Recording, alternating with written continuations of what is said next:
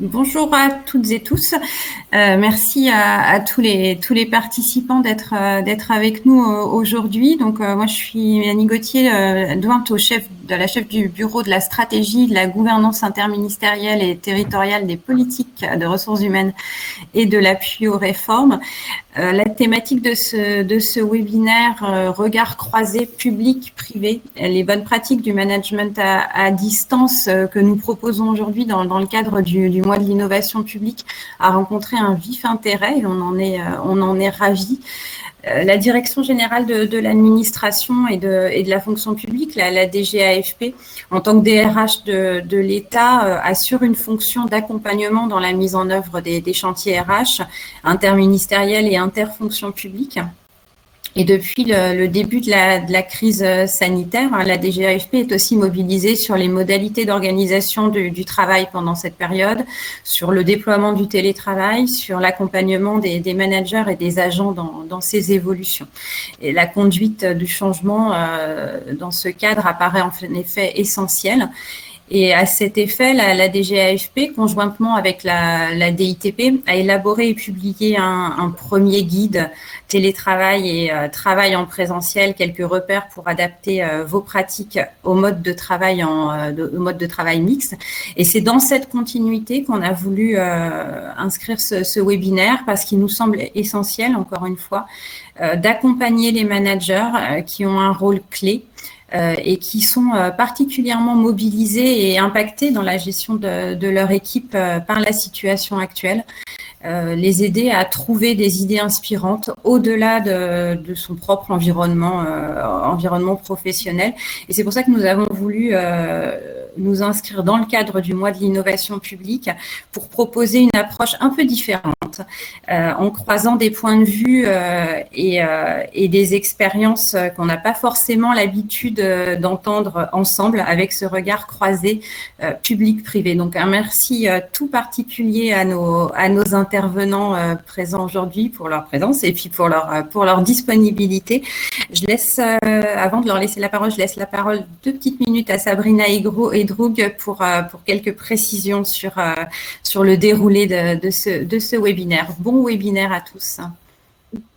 Bonjour à tous, merci Mélanie. Donc oui, je m'appelle Sabrina Edroug, donc chef de projet appui aux réformes RH à la DGAFP.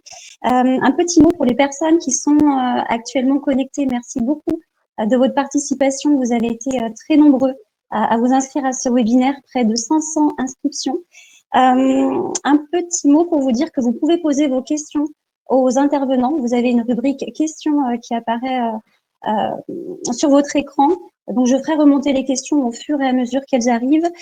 Également, vous pouvez, à travers le chat, faire remonter vos bonnes pratiques, celles que vous mettez en œuvre dans vos équipes. On pourra ainsi tous en profiter. Donc, il ne me reste plus qu'à vous souhaiter un très bon webinaire. Je laisse la parole à Michel Barabel. Donc, Michel Barabel qui est professeur à Sciences Po Paris et qui est également maître de conférence à l'université Paris-Est, qui a coordonné l'ouvrage Les RH à l'ère du Covid-19. Donc, Michel, je vous laisse la parole. Vous êtes le maître du débat et du temps. Merci beaucoup, Sabrina, et bonjour à toutes et à tous. Nous sommes ravis de vous accueillir et très friands de ce type de débat public-privé, puisqu'on a beaucoup de stéréotypes et on se rend compte finalement qu'on rencontre les mêmes problématiques et que les bonnes pratiques et les pépites sont dans les deux univers. Donc, je vais jouer un peu le maître de cérémonie pendant les 60 prochaines minutes, une problématique liée à la Covid-19, et le management à distance, bien entendu, n'a pas émergé avec la Covid, c'est une tendance de fond, mais qui a été amplifiée, généralisée, systématisée sous l'impact de cette pandémie. Et j'ai le plaisir et l'honneur d'avoir 4 participants avec moi qui vont vous éclairer sur leur contexte et leur bonne pratique. Et je leur propose d'abord de vous présenter en commençant par Anne Hanson. Anne, vous avez la parole. Et n'oubliez pas de réactiver votre micro. C'est à vous. Écoutez, je crois qu'il est activé. Merci beaucoup. Bonjour à tous. Je suis responsable de l'un des 3 services de la DRH des ministères de la Transition écologique, de la cohésion des territoires et de la mer. C'est le service qui coordonne les politiques sociales, d'hygiène, sécurité, santé au travail, recrutement, formation, conseil sur les parcours professionnels. Et moi-même, je manage directement 15 agents et mon service comporte 120 agents avec du management indirect auquel s'ajoutent les personnels du Centre ministériel de valorisation des ressources humaines. Merci beaucoup et vous nous raconterez comment vous avez vécu ces derniers mois ce management à distance. Bonjour et bienvenue. Quelques mots de présentation à votre tour. Oui, bonjour à toutes et à tous. Donc Didier Godin, je suis secrétaire général de la direction régionale de l'alimentation, de l'agriculture et de la forêt de la région Pays de Loire, donc à Nantes. La DRAF donc, est composée de 180 agents. Je suis donc responsable du secrétariat général qui est composé de 34 agents. Donc, un encadrement de 4 agents, puisque nous avons aussi les agents qui sont dans les missions de prestations comptables. Donc, une équipe avec des agents de catégorie A, B et C. Et avec, effectivement, avant le confinement, nous avions à peu près 20% maximum d'agents en télétravail. Là, évidemment, on est passé, comme tout le monde, à un pourcentage beaucoup plus élevé qui a nécessité, on le verra plus tard, voilà, pas mal d'adaptations. Merci beaucoup Didier. Donc c'était nos deux acteurs publics. On va passer à nos acteurs privés et on change complètement de monde avec Marie Lambert. Marie, tu peux dire quelques mots sur... Oui, bonjour à tous. Donc, je suis ravie de partager cette heure avec vous. Donc, moi, je travaille chez EKQA depuis 8 ans. Donc, EKQA est une agence de communication digitale. Nous sommes une PME de 65 collaborateurs en France, 2500 dans le monde et nous faisons partie du plus grand groupe de communication WPP. Donc, moi, je suis People Director chez EKQA. Donc, j'ai pour but d'accompagner les collaborateurs dans leur développement professionnel. Et j'ai également une casquette légale et services généraux, ce qui a été assez utile pendant cette période Covid, car on a tous dû être confrontés aux problématiques organisationnelles avec les raisons sanitaires. Donc, voilà. Donc, en cette période de changement, moi, le rôle du RH est quand même fondamental et on a un vrai rôle à jouer pour accompagner justement les managers et les collaborateurs dans nos nouveaux modes de fonctionnement. Merci beaucoup Marie. Et pour finir ce passage en revue de nos participants, je donne la parole à Benoît Serre qui est un peu slasher comme moi parce qu'il a 3 casquettes et tu vas au titre de ces 3 casquettes. À toi Benoît. Bonjour à tous, merci de m'accueillir. Donc Benoît Serre, en fait, effectivement comme le dit Michel, j'ai plusieurs casquettes. La première, je suis vice-président de l'Association nationale des DRH qui réunit à peu près 5000 titulaire de fonctions RH en France. Je suis également partenaire et directeur associé du Boston Consulting Group, que certains d'entre le BCG, que certains d'entre vous connaissent, qui est considéré comme le premier ou deuxième, ça dépend des jours, premier cabinet de conseil au monde. Et dedans, je m'occupe plus particulièrement effectivement de la practice ressources humaines People Strategy, parce qu'en fait, j'ai rejoint le BCG il y a un peu plus d'1 an, parce que j'ai été DRH de différentes structures en France et à l'étranger, comme Laurent Merlin ou la Massif ou d'autres, pendant une vingtaine d'années. Et puis, j'ai effectivement une troisième casquette qui est, je préside le comité d'orientation d'un groupe d'écoles de commerce situé à La Rochelle. Et voilà, donc je vais apporter à la fois ma propre expérience, ce qui se passe au BCG, parce qu'il y a 20 000 salariés, donc il y a quand même beaucoup de choses sur ces questions-là. Et puis effectivement, les entreprises que j'accompagne aujourd'hui dans cette phase absolument incroyable pour les ressources humaines que constitue la crise Covid. Merci beaucoup Benoît. Donc cette table ronde sera structurée en 3 temps. Le premier, on va s'interroger sur l'impact de cette crise sur les pratiques managériales. Puis, et je sais que c'est le cœur de notre présentation et c'est sans doute ce qui vous a conduit à y assister, les bonnes pratiques et comment bien manager à distance et comment faire évoluer ces pratiques. Et puis en phase conclusive, on s'interrogera sur le caractère structurel de cette crise de la Covid et l'après pour les pratiques managériales. Donc Didier, je vais vous donner la parole en premier, puisque vous avez une posture de manager proximité. Cette crise, quel impact sur vos pratiques managériales? Bien, merci, oui. Effectivement, le télétravail au moment du premier confinement, c'était un petit peu à marche forcée. Je dois dire que aussi ça dépend aussi du service informatique, donc qui a été très performant, ce qui a permis aussi de faciliter les choses et d'avoir aussi anticipé sur les commandes d'ordinateurs, ce qui a quand même plutôt été une bonne chose pour la DRAF Pays de Loire. Les managers, en fait, et donc je me mets dans le lot en tant que secrétaire général, j'anime aussi un peu les managers, mais personnellement, je me suis aperçu qu'il y avait que les managers n'avaient plus leur équipe en proximité. Donc c'était vraiment un grand changement, le fait de ne pas les avoir en présentiel. Certains agents ne revenaient même pas d'ailleurs par rapport voilà, à certaines contraintes, et d'autres de façon très épisodique. Donc les modes de communication entre managers et agents se sont faits à distance, donc au fil de l'eau, de façon assez disparate, puisque personne n'était vraiment préparé. Et on a été obligé de s'adapter, je dirais, au jour le jour par rapport à la bonne distance, la bonne fréquence aussi des relations, c'est-à-dire entre managers de proximité et collaborateurs.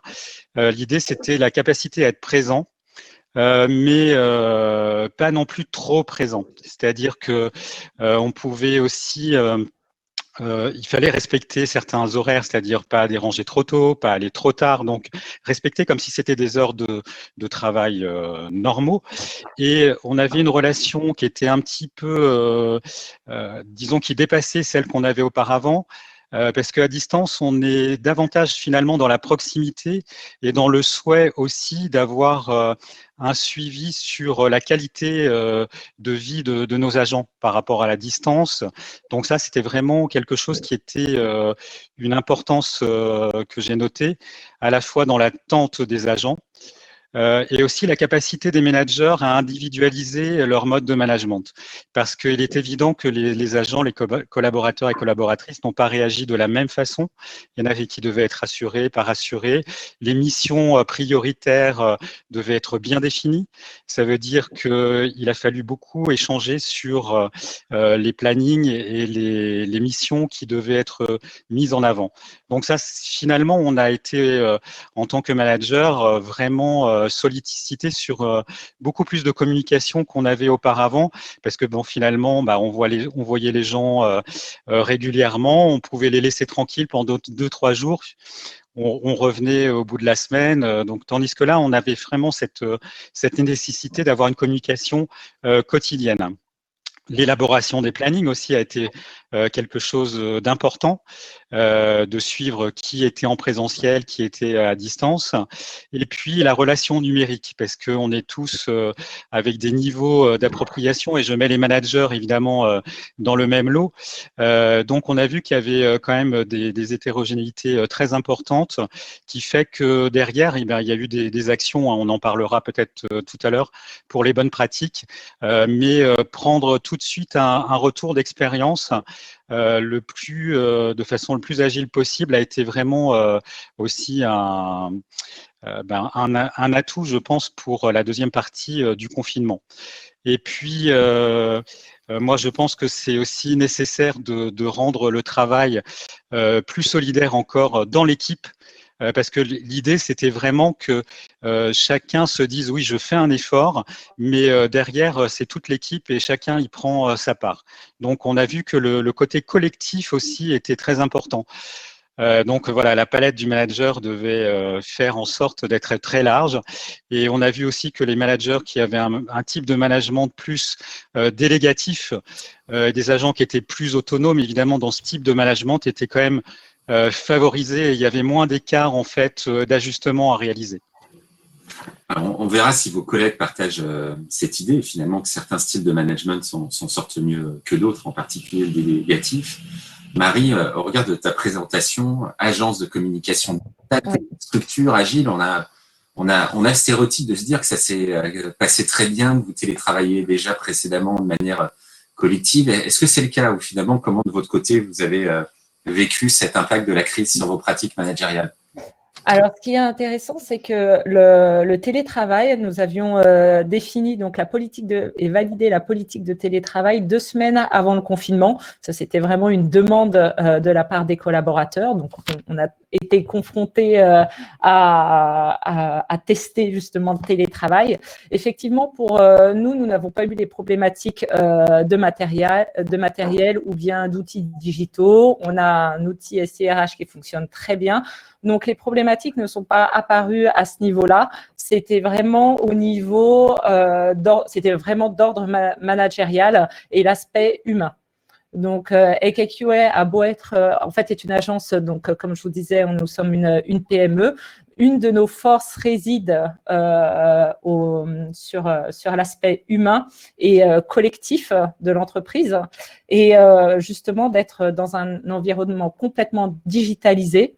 La direction et les RH et les managers ont eu un manque de maîtrise et donc de contrôle sur un sujet en particulier qui est comment mettre du collectif et du management à travers le digital. Et pour nous, ça a été vraiment le plus gros challenge pendant cette période de confinement et qui continue maintenant par ce deuxième confinement avec une approche complètement différente, mais aussi dans nos objectifs d'évolution RH et managériaux pour 2021. Merci Marie. On verra du coup les bonnes pratiques que vous avez mises en place pour aller vers ces chemins de l'intelligence collective à distance, ces dynamiques collectives. Je vais passer la parole à Anne. De votre côté, quel a été l'impact de cette crise sur les pratiques managériales? Et puis on conclura par Benoît. Alors, le ministère n'a pas découvert le management à distance lors de cette crise.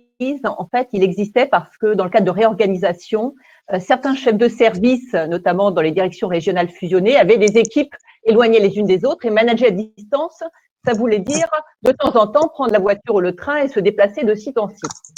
Évidemment, nous avions parallèlement à ça initié aussi une politique de développement du télétravail et un peu comme Marie, on était en train de monter en puissance. On avait un plan de développement du télétravail. On était à 11% juste avant la crise. Tout doucement, on augmentait. Et tout d'un coup, gros choc, évidemment. Et dans notre ministère, nous sommes à peu près 60% des agents qui ont au moins une journée de télétravail par semaine.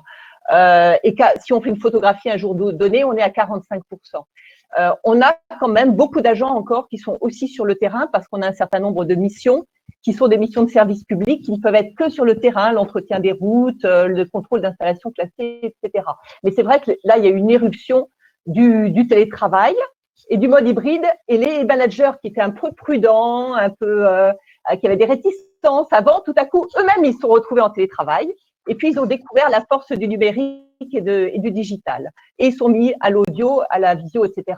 Comme mon collègue Didier, le service du numérique a été formidable. Hein, il a commandé partout. Alors, il y a eu des moments donnés où il y a eu des ruptures de stock parce que tout le monde a commandé en Chine notamment. Et bon, à un moment donné, il n'y avait plus beaucoup d'ordinateurs. Mais on a quand même doublé le taux d'équipement. On arrive à 75-80% là à la fin d'année. Donc, il y a eu un très gros effort qui a été fait et une appropriation des outils. Donc, nos managers qui ont été extrêmement résilients, ils se sont appropriés le numérique. Moi-même, j'ai appris des tas de choses, évidemment, en très peu de temps. On est tous très fiers, même s'il y a eu des moments difficiles.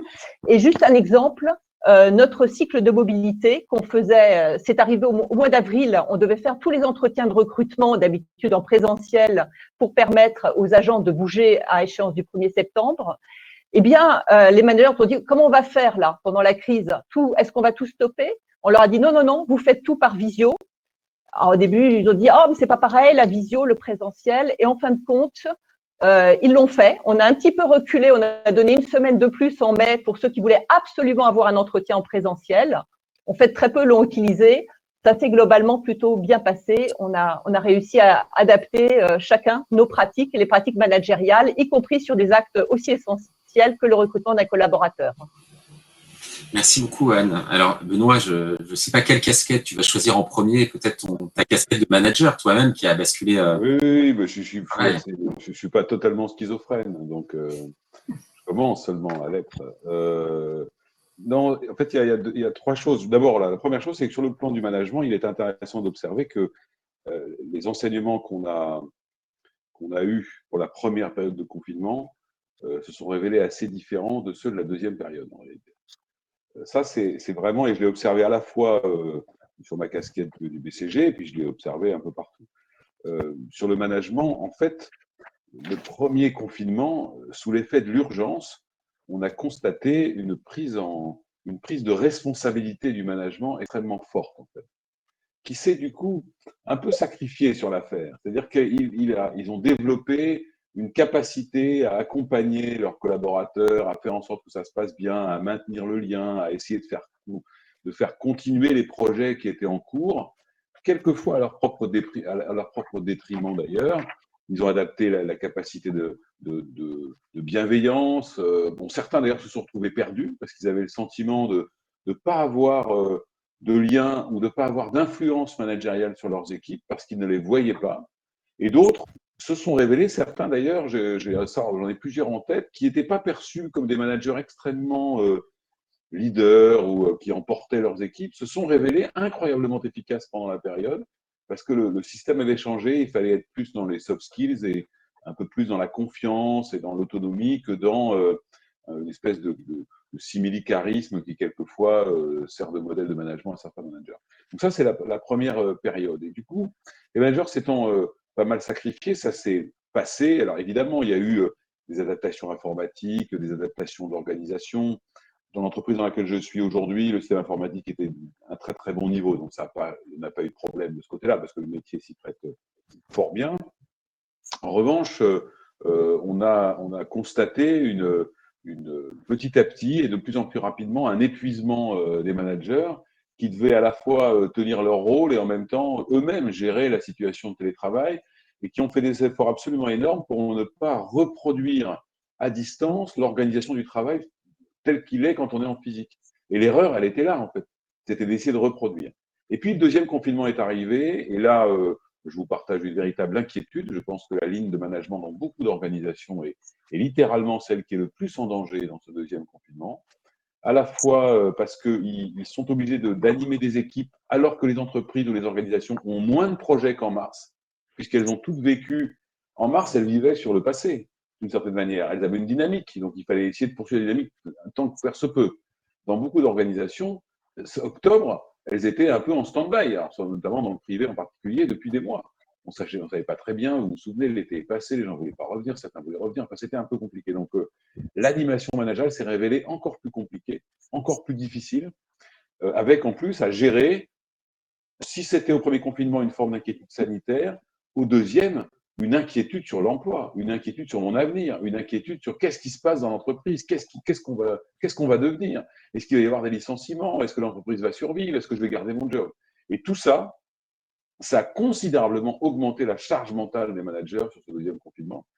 Et aujourd'hui, on se rend compte que le management intermédiaire, il est encore plus épuisé qu'on ne l'avait imaginé, parce qu'ils ont tout porté sur le premier, et le second est encore plus lourd sur leurs épaules pour le deuxième. Donc c'est vrai qu'au moment de la reprise, en espérant qu'elle n'arrivera pas trop tard, il faudra bien intégrer dans toutes les organisations, de mon point de vue, qu'elles soient publiques ou privées, que la ligne managériale est épuisée et que c'est d'abord d'elle dont il faut s'occuper avant de pouvoir espérer relancer quoi que ce soit.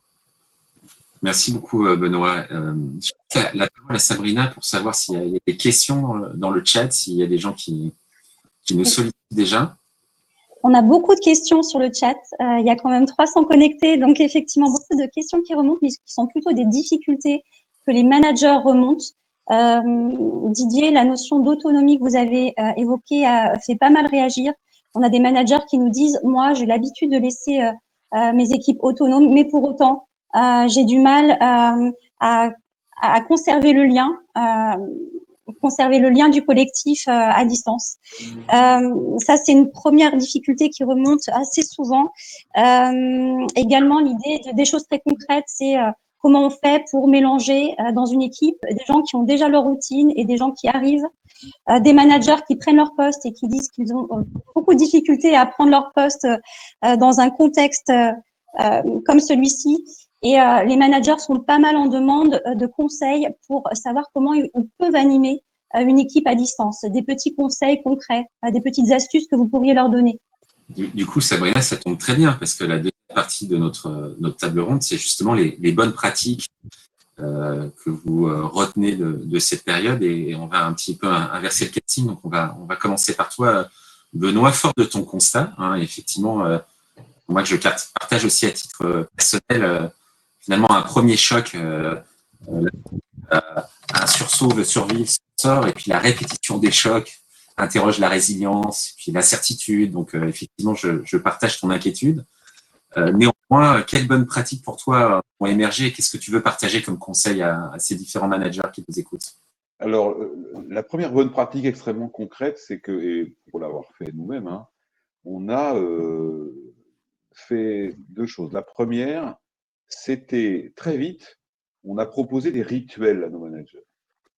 C'est-à-dire qu'on a proposé qu'avec leurs équipes, de manière régulière, pas forcément tous les jours, un certain nombre de choses soient faites et que les équipes soient au courant. Et ces rituels, leur grande force, c'est qu'on l'a construite avec un petit nombre de managers avec qui on ne peut pas le faire avec tout le monde. Il y avait plus il y a plus de 8000 managers au BCG, donc c'est pas possible. Et ces rituels-là, on les a partagés avant de les dérouler. C'est-à-dire qu'on a annoncé à toutes les équipes, par le biais d'un mail qui leur était destiné, voilà le nouveau rythme de la semaine avec vos équipes, pour bien montrer qu'on était dans une phase différente. Donc je pense que cette dimension-là, c'était une pratique en tout cas qui a très bien marché, parce que les gens se sont repérés assez vite.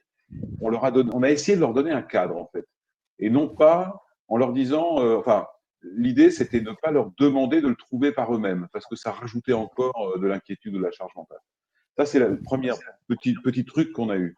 La deuxième, c'est qu'on a mis en place, alors c'était toutes les 3 semaines, le BCG est organisé par pays, une réunion de tous les salariés de chaque pays, présidée par le directeur général, qui donnait des informations sur est-ce que nous avons des cas Covid, est-ce qu'on a des problématiques de santé particulières, quelle est la situation de l'entreprise, est-ce que nous avons des projets. Autrement dit, de montrer que malgré tout cela, l'entreprise existait toujours et on les tenait au courant parce qu'ils en étaient des parties prenantes. Donc, c'était pour casser les isolements, quelque part.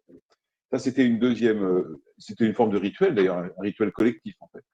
Et puis, peut-être la troisième chose, qu'on a eu beaucoup d'autres, c'est que tout de suite, et ça, je l'ai vu dans pas mal d'organisations, nous avons mis en place un système qui s'appelle Paris Prévention et qui permettait à tout collaborateur d'appeler, de demander une aide pour garder des enfants, parce qu'il y avait le problème de la garde d'enfants, vous vous souvenez, au premier confinement, hein, de demander une aide, d'exprimer une inquiétude, et à ce moment-là, il y avait un système de coach ou de numéro vert, de psychologue du travail. Donc, on avait mis en place tout un écosystème.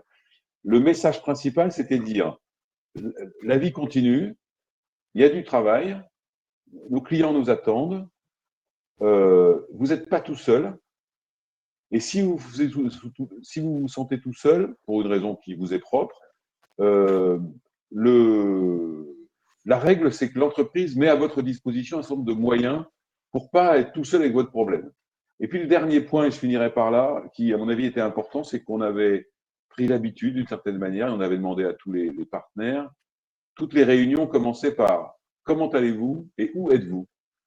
Où êtes-vous ? Et c'était intéressant le « Où êtes-vous » parce que les gens nous disaient, ben voilà, je suis parti à la campagne ou je suis resté. Et ça valait pour les gens qui étaient sur site, parce qu'on avait des gens sur site. Notamment les services centraux qui devaient être sur site pour des raisons techniques, et puis ceux qui n'étaient pas sur site. Donc voilà un petit peu les quelques expériences de vie qu'on a montrées, et on a eu quelques cas difficiles à gérer. Mais au final, on a réussi, et je pense que les réunions toutes les 3 semaines avec le directeur général ont vraiment aidé, parce qu'on avait aussi, tous les mois, on a eu un message du DG Monde, Rich Lester, et donc pour bien montrer, et on était au courant de l'évolution de la situation de tous les pays. Donc il y avait une sorte de communauté qui existait toujours, et c'était en tout cas notre objectif. Est-ce que c'est arrivé, je ne sais pas, mais c'était dire l'entreprise existe toujours, et même si vous êtes là, vous pouvez toujours continuer sur l'entreprise. Voilà. Donc, ce n'était pas vraiment du pur management, à part les rituels. C'était aussi la logique de collectif. On était convaincus que c'était la meilleure manière de maintenir les gens la tête hors de l'eau. Et puis de transparence. Et la transparence. Alors, tu as tout à fait raison, Michel. C'est vraiment le mot-clé que moi, je donne souvent quand on m'interroge sur le sujet. Aujourd'hui, plus que jamais, on a besoin de transparence dans les organisations. Où est-ce qu'on en est? Qu'est-ce qu'on fait? Qu'est-ce qui ne va pas? Qu'est-ce qui va? Qu'est-ce qui nous inquiète? Quel est le projet? Il n'y a rien de pire, parce que ajouter l'inquiétude à l'incertitude, c'est quand même un cocktail épouvantable. Donc voilà un petit peu quelques exemples que je pouvais vous donner. Merci beaucoup, Benoît. Et on attend du coup l'après, ta vision un peu prospective du management. Je vais passer la parole à Anne, et vous êtes peut-être déjà retrouvée dans un certain nombre de choses qu'a dit Benoît, et vous voulez peut-être compléter ou donner d'autres conseils à nos managers. Oui, alors sur le plan managérial, effectivement, la première préoccupation qu'on a mis dans tous nos plans, nos documents cadres, c'est l'attention apportée au collectif de travail. Et pendant le premier confinement, ce qui a été très important, c'est de libérer la parole sur les ressentis. Le ressenti n'est pas toujours… c'était pas l'habitude finalement de passer tout le temps sur les ressentis dans le monde du travail. Là, c'était très important d'organiser des réunions. Souvent sur la base de petites enquêtes sur effectivement comment ça se passe, quelle modalité d'organisation du travail est-ce que vous préconisez, et puis d'échanger en équipe et de suivre ça tout au long, de façon à vraiment faire travailler un peu le collectif avec souvent des réunions hebdomadaires en fait. Par exemple, moi pour mon équipe, j'ai fait plusieurs fois sur Otex avec un rythme hebdomadaire, et puis d'instituer des points individuels, notamment pour identifier certaines situations de fragilité un peu plus difficiles. On avait aussi, j'ai pas évoqué tout l'aspect bien sûr de respect des consignes sanitaires, mais bien identifier s'il y avait des facteurs de vulnérabilité et veiller au possible isolement de certaines personnes qui parfois voulaient absolument revenir au travail parce que peut-être leur environnement personnel n'est pas si simple à régler. Donc un mix entre réunion collective et puis points individuels. Et dans le Rotex, finalement, mes collaborateurs m'ont dit c'est ces points individuels finalement qu'on n'avait pas forcément de cette manière-là auparavant, on voudrait les garder par la suite. Ça, c'est l'attention au collectif de travail. Le deuxième point, c'est l'accompagnement des managers. Comme l'a dit Benoît, effectivement, nos managers ont été quand même très, très sollicités, sont fatigués, on le comprend, comme les agents, par cette période.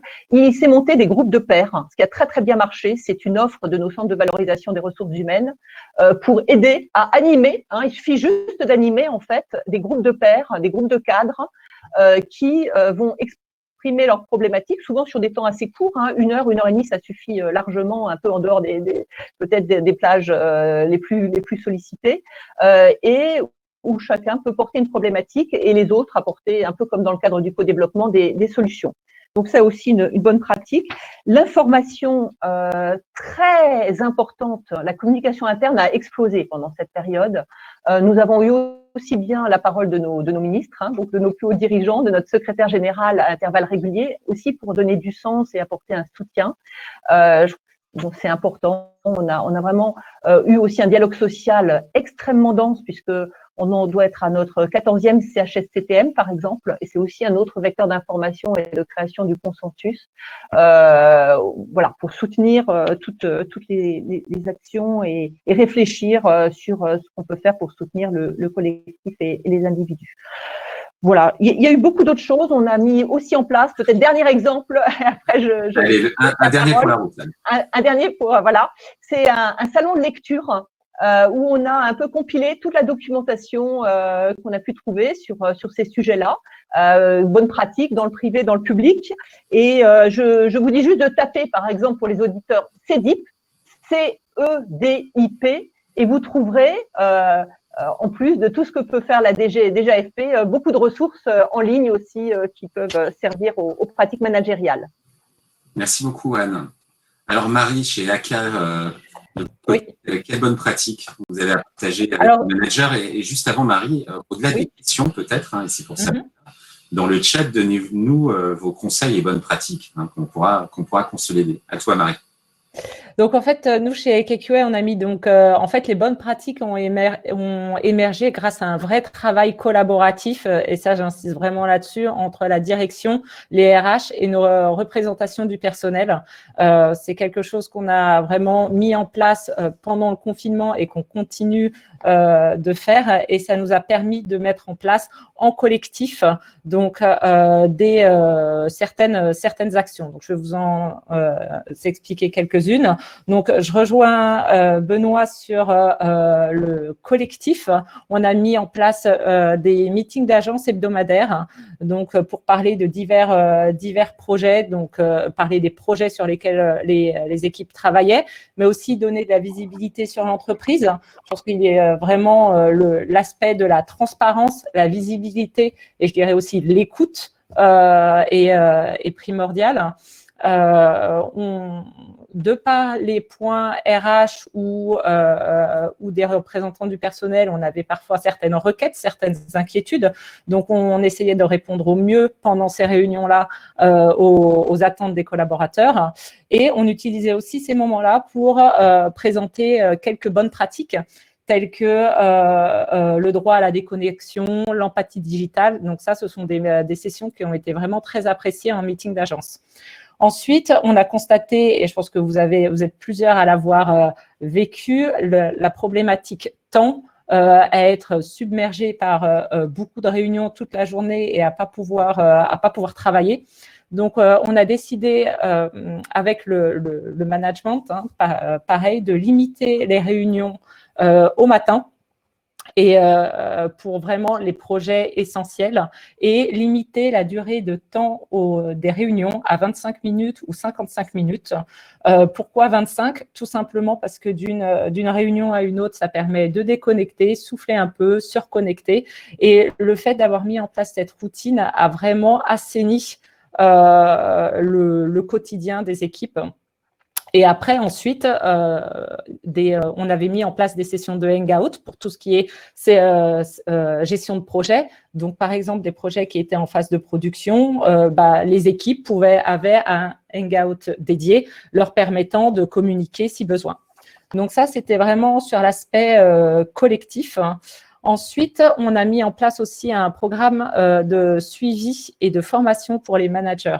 Voilà, comme on l'a notifié, les managers ont été dans cette première vague mis au devant de la scène avec beaucoup de choses à gérer, la vie perso, les projets, leur rôle de manager.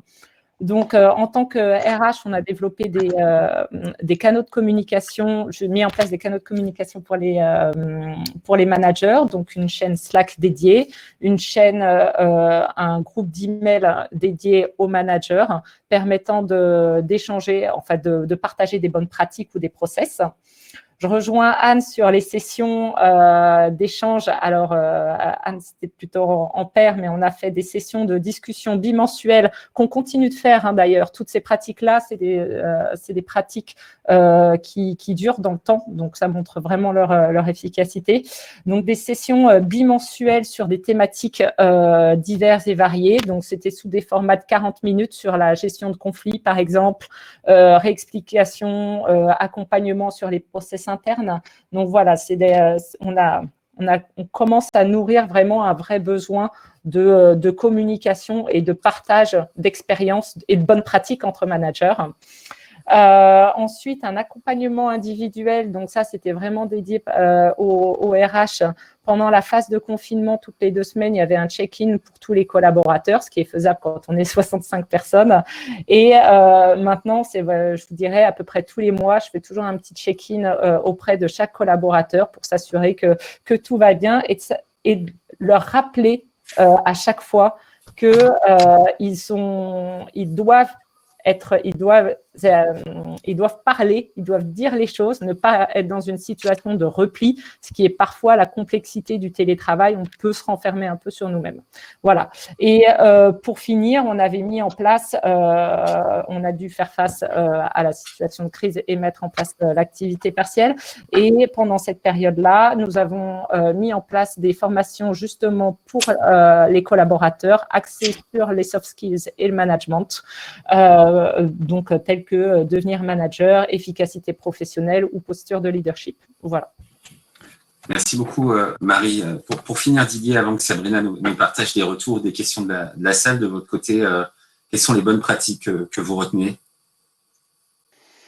Alors, sur les bonnes pratiques, je crois que la clé de la réussite, c'est effectivement, comme Benoît l'a dit, la transparence à tout niveau et la mobilisation de tous les acteurs, c'est-à-dire à la fois, on a réuni toujours en distanciel les CODIR, hein, donc les réunions avec les chefs de service, mais aussi, Anne en a parlé, le dialogue social, on a fait aussi beaucoup de CHSCT, je crois qu'on a battu les records là cette année, mais en fait, ce qui était très important, c'était la confiance qu'on peut générer par rapport à un type de communication sincère et qui permet justement d'aller aussi au plus pratique. Donc le plus pratique, c'était créer des tutos par les informaticiens pour que les personnes puissent utiliser les outils numériques de façon efficiente. Donc ça, c'était vraiment une réussite d'avoir cet accompagnement avec le fonctionnement sur un intranet qui permet aussi d'avoir accès à toutes les informations, notamment avec ce souci quand même, le premier confinement était un souci de sécurité sanitaire très important avec les acteurs de prévention. Donc, on n'a jamais eu autant de réunions et de partages avec assistants de prévention, médecins de prévention, assistantes sociales, qui ont été vraiment dans la boucle à la demande des managers, souvent parce que les managers se trouvaient parfois en difficulté pour répondre à des questions très précises avec des cas qui pouvaient aussi toucher à l'intime. Donc, c'était aussi essayer de protéger aussi les managers par rapport à ça, parce que parfois, c'est quand même des conditions très difficiles. On a mis en place des formations managers télétravail d'une journée.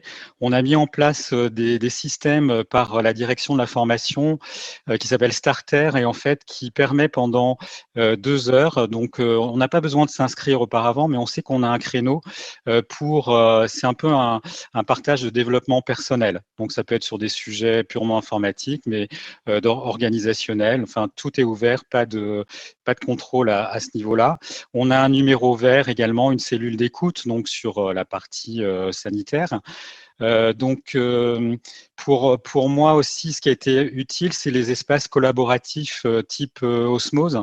Ce sont des espaces collaboratifs pour les administrations, d'échange et de partage d'expériences où on peut laisser des fichiers, on peut laisser des procédures, on peut laisser des numéros pour être accompagné. Donc, je pense que tout ça a fait que on a eu beaucoup de matière en fait. C'était très très riche pendant cette période. Après, la difficulté, c'est de mettre tout ça en ordre et ça redescend aussi au niveau des managers de proximité. Ce qui est important, mais je pense que dans toute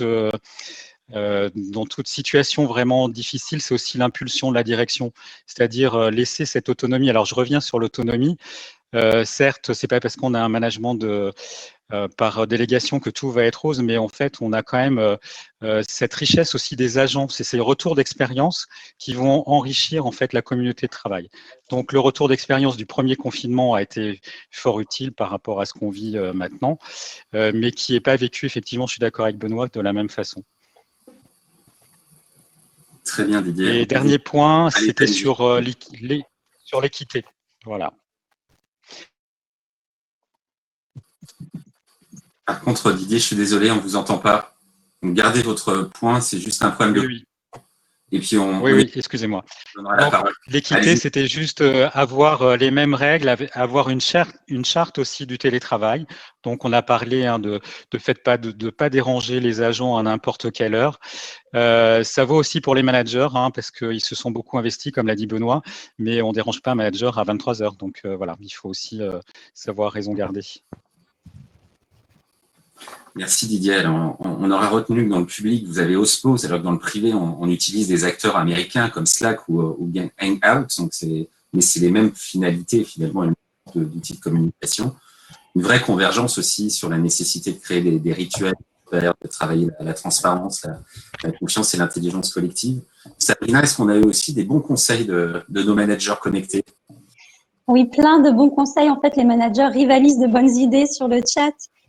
Beaucoup d'idées autour des rituels qui font beaucoup réagir. Donc, ça va d'un journal de bord pour avoir son ressenti chaque jour, à la chanson, le livre, la photo, la phrase du jour, commencer la semaine avec un café virtuel.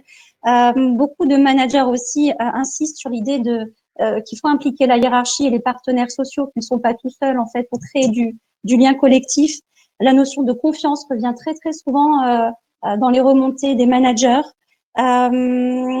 Et la principale difficulté qui remonte, c'est l'idée de, en fait, je mets en place des rituels en tant que manager, mais j'ai peur de passer pour le flic qui contrôle l'activité de ces agents, et j'ai peur que ce que je fais soit mal perçu. Donc, il y a une sorte de peur d'oser à mettre en place une activité de suivi ou des rituels que vous évoquez.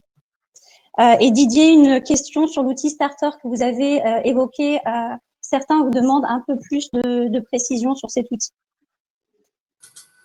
Alors, allons-y Didier, si vous voulez réagir là-dessus. D'accord. C'est une initiative locale au niveau de la DRAF qui nous permet en fait de pouvoir réunir sur toujours la même fréquence de 2 heures et toujours au même moment dans la semaine, c'est-à-dire tous les mardis après-midi. On ne change pas les horaires parce que tel ou tel n'est pas disponible, mais on sait que voilà, il y a cette ouverture-là, cet échange possible pour dire notre ressenti. Et il n'y a pas de hiérarchie, il n'y a pas forcément un chef de service qui est là, etc. Donc, on échange aussi des procédures, des fichiers. Voilà, donc c'est une initiative locale. On y a réfléchi aussi par rapport au retour d'expérience avec cette demande de libérer la parole. C'était surtout ça qui était en fait à l'initiative de Starter. Merci, c'est intéressant. Il y a quand même une bonne problématique qui a été soulevée. Je ne sais pas celui ou celle d'entre vous qui veut y répondre avant qu'on passe à notre dernière séquence, qui est effectivement voilà, comment être bienveillant à l'écoute et maintenir le lien sans paraître à un moment finalement un peu contrôlant et de se servir de ces rituels pour faire le point, pour faire du reporting. Donc comment il y a un peu de méfiance, mais vas-y Marie, tu voulais. Je pense que pour ce point-là, le principe de la peur, effectivement, c'est important avec ces équipes de se poser et de réexpliquer les process et pourquoi on les met en place. À partir du moment où on a la visibilité et le pourquoi du comment on fait des contrôles, pourquoi on fait des checks, en fait, le télétravail, c'est comme une relation, c'est comme un contrat de confiance. Il faut que la confiance s'installe entre le collaborateur et le manager, comme le collaborateur et l'entreprise. Hein. Donc, dans ces situations-là, c'est important de effectivement remettre plus de contrôle, mais d'expliquer les tenants et les aboutissants de ceci. Voilà. Un avis complémentaire sur le sujet, peut-être? Je crois que c'est effectivement, d'ailleurs, c'est l'une des caractéristiques de ce télétravail, c'est-à-dire que il faut veiller à ne pas mélanger les unités de vie, en fait, la vie professionnelle et la vie personnelle. Et déjà, ceux qui sont en télétravail, ça dépend beaucoup de leurs conditions de vie aussi. Hein. On sait qu'il y a eu des dérapages qui étaient liés au fait que les choses s'organisant, la multiplicité des rituels, les réunions Teams, Zoom et autres qui se succèdent de minute en minute font que, en fait, les gens avaient le sentiment que leur espace privé était envahi par la vie professionnelle. Donc, du coup, tout manager qui tendait à être un peu contrôlant donnait le sentiment de venir rajouter encore une couche de l'invasion de la vie professionnelle dans la vie privée. Donc ça, c'est un... Bon. Après, je crois, de mon expérience, je crois que le risque, on arrive à le réduire lorsque on explique l'intérêt et le pourquoi de ces choses-là. C'est toujours la même chose. Je pense qu'il y a une affaire de transparence. Je pense que les gens acceptent les choses quand ils en comprennent les raisons. Quand on le fait en donnant le sentiment qu'on veut contrôler, non pas pour assurer une bonne productivité collective ou individuelle, mais pour être sûr que les gens travaillent, c'est à ce moment-là que les choses se coincent. Vous savez, on n'a jamais réussi à démontrer que la productivité baissait en télétravail. Et je crois même qu'elle progresse, la productivité individuelle. Mais elle progresse sous une seule condition, qui est que on s'intéresse non pas à la manière dont les gens font, mais à ce qu'ils font. Donc ça, c'est un... Et puis, il y a une autre chose, parce qu'on parle beaucoup de gens qui étaient en télétravail. Dans beaucoup d'organisations, la mienne comme dans d'autres, il y avait des gens en télétravail et des gens qui ne l'étaient pas. Et Didier a été un peu coupé au moment où il donnait un mot essentiel, qui est le mot équité. C'est-à-dire qu'il fallait en même temps veiller à ce qu'il y ait une équité de traitement entre ceux qui étaient là et ceux qui n'étaient pas là. Parce que ça venait rajouter encore à l'incompréhension générale. Après, quelquefois, mais c'est très difficile, c'est pour ça que ce que disait Marie sur l'essayer de former les managers est important. quelquefois, les gens qui réagissent mal au fait qu'ils ont l'impression qu'on envahit leur vie privée, c'est parce qu'il y a un problème dans leur vie. Et que ça, le manager doit savoir détecter que c'est une mesure de protection. Et ça, c'est très, très difficile et c'est très lourd à gérer parce qu'après tout, les managers ils sont pas formés pour ça a priori, quoi. Donc, on en reparlera sûrement dans la troisième partie, mais c'est en train de profondément modifier le rapport au management. Oui, tu as raison. Et là, pour le coup, on le voit très bien dans l'ouvrage que j'ai coordonné, auquel Marie et Benoît ont participé, montrer de l'intimité dans l'entreprise de manière beaucoup plus prégnante que par le passé. C'était effectivement un point structurant et important sur lequel on doit prendre du recul. Alors justement, une dizaine de minutes malheureusement, parce que le temps passe vite sur notre dernière séquence qui est sur le caractère structurel de ces pratiques, le post-Covid-19. Marie, pour commencer peut-être, quels sont les chantiers, comment vous voyez les évolutions durables des pratiques managériales suite à cette séquence? Alors nous, on a pu constater une vraie évolution à la suite de ce confinement et de ces 8 derniers mois. On a notre enquête annuelle qui a été faite au mois d'octobre et on a eu un engagement de 84%, soit plus 7%, une gestion des managers et du leadership avec une augmentation de 5%. Donc pour nous, cette période-là a été assez bénéfique. Je pense que ça a permis de mettre un peu de visibilité sur les actions que la direction et les RH mettaient en place pour les collaborateurs. On a revu notre politique de télétravail pour la rendre un peu plus flexible, passer de 1 jour à 3 jours par semaine sur la base du volontariat. Mais par contre, on a aussi constaté qu'il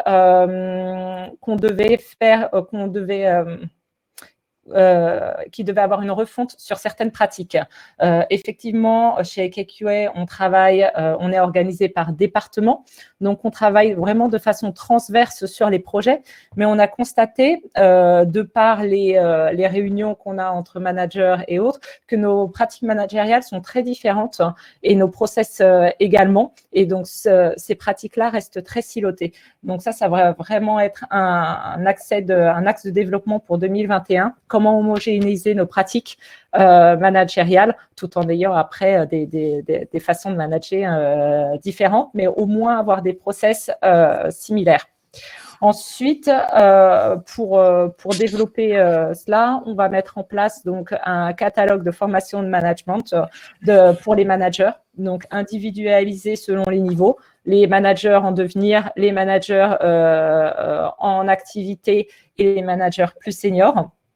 Donc ça, c'est vraiment le but, c'est de les accompagner sur le long terme et dans la durée. On ne veut pas mettre en place de formation sur 2 jours. OK, il a fait une formation et on n'en parle plus. Le but, c'est vraiment d'avoir un programme adapté pour les accompagner et avoir des opportunités de discussion et d'échange sur les problématiques qu'ils rencontrent. Marie, je t'arrête là parce que le temps file et… Oui, bien sûr. Mais ce que je retiens de cette idée, c'est-à-dire qu'on rentrait dans un plan de développement des compétences continues des managers et non plus dans du séquentiel, pour les pousser à s'améliorer exactement. durée. Anne, de votre côté, les chantiers, l'après-Covid-19, comment vous envisagez les choses côté pratique managériale? Alors, d'abord, ça nous semble extrêmement important de capitaliser sur le positif, parce qu'il y a eu quand même un petit peu de positif, il y a évidemment beaucoup de choses lourdes, mais il y a quand même un peu de positif qui a émergé pendant la crise. Et pour donner du sens, ça a été rappelé, c'est important là dans le contexte actuel de donner aussi du sens sur l'après. C'est important d'avoir une démarche qui capitalise sur ce positif. Alors, nous avons mené au niveau ministériel une démarche de retour d'expérience qui a combiné un questionnaire, une plateforme pour recueillir des propositions, des panels d'agents. Ça a été extrêmement bien suivi puisqu'on a eu plus de 16 000 participants, 2 000 propositions, donc ça répond à une aspiration, voilà, de construire et un peu collectivement cet après. Les enjeux majeurs qui sont ressortis de cet exercice, qui est en train d'être travaillé pour faire un plan d'action et discuter avec les organisations syndicales, c'est d'abord un souhait massif de ceux qui ont goûté au télétravail, que ce soit pérennisé par la suite et qu'on aille assez loin finalement dans les autorisations d'organisation. Donc, dans un cadre normal, on peut aller jusqu'à 3 jours par semaine. Beaucoup d'agents veulent aller jusqu'à ce jour et qu'on ait une réflexion collective sur pourquoi on vient en présentiel. Ils ont parlé de haute qualité du présentiel. Donc, il y a un changement de paradigme finalement. C'est plus pourquoi et qu'est-ce qu'on fera en télétravail, c'est aussi qu'est-ce qu'on vient faire. Il y a une envie de retour au présentiel, mais pourquoi faire? Est-ce que c'est pour des réunions d'équipe? Est-ce que c'est pour autre chose? Voilà, comment on construit ce collectif autour du présentiel? Le deuxième sujet, c'est la qualité de vie au travail, parce que c'est vrai que l'usage massif de la messagerie, des visios, de l'audio, l'effacement un peu de la frontière entre le temps personnel, le temps professionnel, réinterroge aussi cet équilibre et les bonnes pratiques. On a parlé, nous aussi, on a cette réflexion, peut-être charte de télétravailleurs, sur finalement la qualité de vie au travail dans ce nouveau contexte pour ceux qui doivent se partager sur plusieurs temps et la question du droit à la déconnexion. Le troisième sujet, c'est aussi beaucoup. Oui, dernier point, moi aussi, je suis désolée. Voilà, nous aussi, on a tous les enjeux d'intégration du numérique, de la modernisation des pratiques managériales et de mettre au devant de la scène la confiance. C'est vrai qu'on n'a pas changé de référentiel de compétences, mais on en a certaines qui sont devenues plus importantes que d'autres et en particulier tout ce qui tourne autour de la confiance et du délégatif. Merci beaucoup, Anne, pour cet effort. Didier, de votre côté? Oui, mais je pense qu'il va falloir gérer un peu cet atterrissage en espérant que voilà, la période que l'on vit actuellement un peu difficile soit dépassée rapidement, parce qu'il va y avoir un équilibre entre peu de télétravailleurs avant la crise, beaucoup pendant la crise, et je pense qu'on aura une moyenne, comme l'a dit un des internautes, c'est-à-dire que finalement, c'est ni idyllique, ni catastrophique comme le pensaient certains managers. Donc, il y a un équilibre à trouver qui sera peut-être autour de 2 jours de télétravail par semaine, mais c'est à redéfinir avec le retour d'expérience. Moi, j'ai un souci par rapport aux managers. Je pense qu'ils ont besoin d'être coachés. Parce qu'on va avoir des questions qui vont être posées aux managers si on le télétravail continue, des questions qui vont aller parfois à la limite du personnel. Donc, bien cadrer la responsabilité du manager, je pense que c'est peut-être une question qui va être importante dans l'avenir. Et puis, cette capacité à valoriser les agents qu'on a pu ouvrir pendant cette période, je souhaite qu'elle ne soit pas fermée, qu'on ne retrouve pas trop de verticalité. Voilà. Merci beaucoup, Didier. Benoît, de ton côté? En 1 minute 30. Non, 2 minutes. La question est vaste. Non, je pense qu'il y a plusieurs choses qui devraient rester. La première, enfin qui j'espère vont rester. La première, c'est qu'un certain nombre de managers et de dirigeants se sont rendus compte de toute la valeur de ce qu'on donne à la confiance. Et que, notamment, pendant cette période, on a su prendre des décisions rapidement, sans faire passer par 250 chaînes de management, de comités Théodule et de présentations PowerPoint. Comme quoi, quand on fait confiance aux gens, non seulement ça marche, non seulement c'est plus rapide.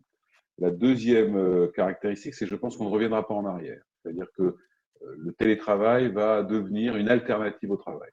Et sur ce sujet-là, on a enfin appris quelque chose de manière certaine. Le tout télétravail est une mauvaise idée. L'hybridation du travail deviendra la règle. Probablement, on ne reviendra pas en arrière. La troisième chose, c'est que la capacité de subsidiarité, c'est-à-dire de créer l'autonomie au plus près du terrain pour créer la réactivité adaptée à la réalité, est sans doute l'un des enseignements, et ce sera sans doute le plus difficile dans les organisations très hiérarchisées, parce que, évidemment, la multiplication de la hiérarchisation justifie les hiérarques d'une certaine manière, et donc réduire les lignes de management, c'est un exercice extrêmement difficile. Mais je pense que ça va rester durablement. Et puis, le dernier point, c'est qu'on a découvert ou redécouvert que les organisations, que les ressources humaines et que les entreprises fonctionnaient mieux quand les gens étaient là quand même, en fait. Autrement dit, moi j'espère, et c'est un vrai souhait de DRH, on va dire, qu'on va enfin arrêter cette espèce de délire qui consistait à penser que l'intelligence artificielle et la robotisation allaient remplacer tout le monde et que les gens étaient interchangeables avec un robot. pendant le premier confinement, on a découvert que quand les gens ne sont pas là, ça marche quand même beaucoup moins bien. Donc, j'espère que la digitalisation, qui va s'accélérer, évidemment, parce que cette crise ne crée rien, elle accélère tout, se fera dans des conditions un peu plus intelligentes que celles qu'on avait imaginées jusque-là, qui étaient non pas d'augmenter la capacité de l'être humain à faire et de réduire les tâches répétitives, mais on l'avait conçu comment? Pour remplacer. Si on pouvait concevoir pour augmenter et coopérer, ce serait bien. Et puis le dernier point que Anne Hameçon a évoqué, qui est très important, je pense qu'apparaît après la raison d'être, la raison de venir, c'est-à-dire que les gens ne viendront que s'il y a une raison d'être ensemble à cet endroit-là, parce que quand vous avez des tâches que vous pouvez faire par vous-même, vous pouvez choisir de les faire vous-même. Et ça change les organisations, le management et probablement demain le droit du travail. Ce sera intéressant à regarder. Voilà. 17 Merci heures. beaucoup. Et ouais, pas mal, Benoît. Je tiens à vous signaler, parce que nous, on était au cœur du débat, qu'il y a eu énormément d'échanges entre les intervenants. Il y a eu un colloque parallèle, en fait, sur le chat, sur des questions qui sont intéressantes, qui sont comment onboarder un collaborateur quand on est en télétravail, sur des problématiques de génération aussi, finalement. Est-ce que les jeunes ont plus besoin de présentiel que les seniors ou inversement donc, peut-être, est-ce qu'on a le temps, Sabrina, pour deux petites questions? Est-ce qu'on a le droit de déborder ou c'est foutu? Alors, moi, je suis obligé de vous quitter, par contre. Alors, vas-y, Benoît, je te libère. Merci de votre Et merci infiniment, Benoît. Merci. Au revoir, Benoît. Tu n'as pas de micro, Sabrina. Tu remets ton micro. Excusez-moi. Donc, une question, pense-t-on aux managers au-delà de ceux qui sont managés? Ça revient aussi pas mal. Mais il y a Benoît, N'oublions pas nos managers. Oui, mais il y a tellement… Voilà, exactement. Il y a énormément de questions sur, des gens qui rebondissent sur ce que vous avez dit, qui nous demandent vos noms, parce que depuis le début du webinaire, on n'a pas rappelé vos noms. Donc, vous trouverez les noms des participants sur la page LinkedIn de la DGAFP.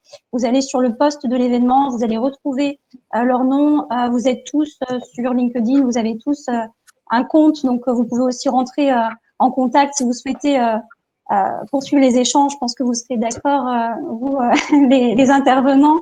Une question aussi sur le replay. Donc, je vous l'annonce, il y aura bien un replay de l'événement. Donc, surveillez aussi, pareil, le site de la DGAFP et le LinkedIn de la DGAFP. Vous trouverez le replay qu'on va diffuser dans les prochains jours. Très bien, merci Sabrina. Merci infiniment Anne-Marie et Benoît, même s'il nous a écoutés. Merci Sabrina pour cette organisation. Merci à vous. Merci aux participants. Merci beaucoup. Même encore une heure après, ce qui témoigne d'intérêt, effectivement.